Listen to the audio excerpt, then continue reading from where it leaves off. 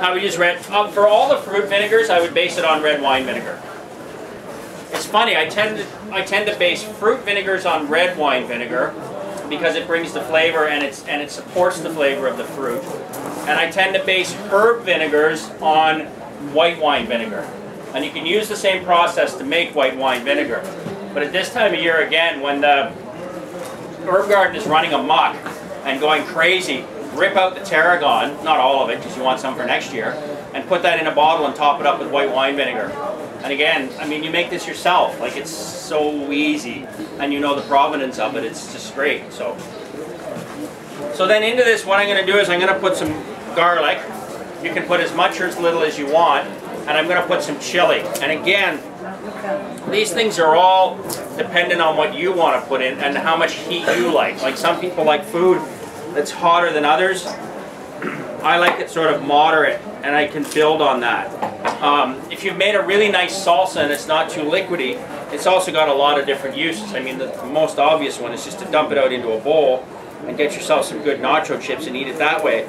But I like taking a pizza crust, whether you buy it yourself or make it, and just smearing that pizza crust with some goat cheese and pesto and putting your salsa on that and baking it. And you've just made a salsa pizza.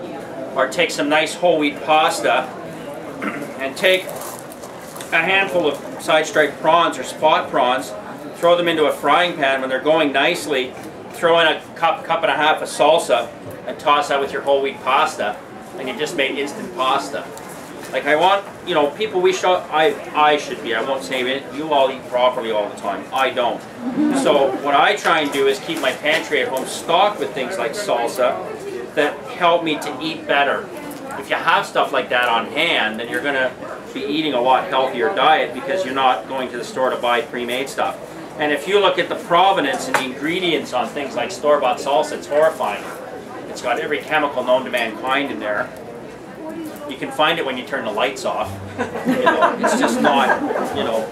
And I'd rather not be giving, I don't know, there's not really Loblaws out here, but there's superstores. I'd rather not be giving PC Memories of Etobicoke my hard-earned dollars. I'd rather make it myself.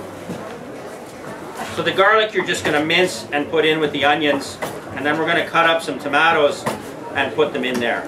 Now, if you were going to put this into jars, all the usual caveats apply when you're canning. In this case, you're not going to have hot product, but normally your product is hot. If it's a jam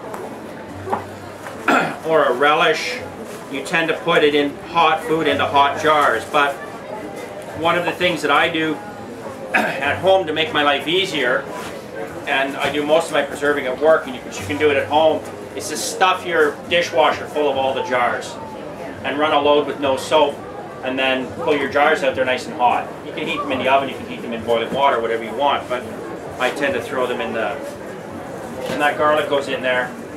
And then I'm going to put in a couple of serrano peppers, just for heat. And I'm going to put them in seeds and all, so on there.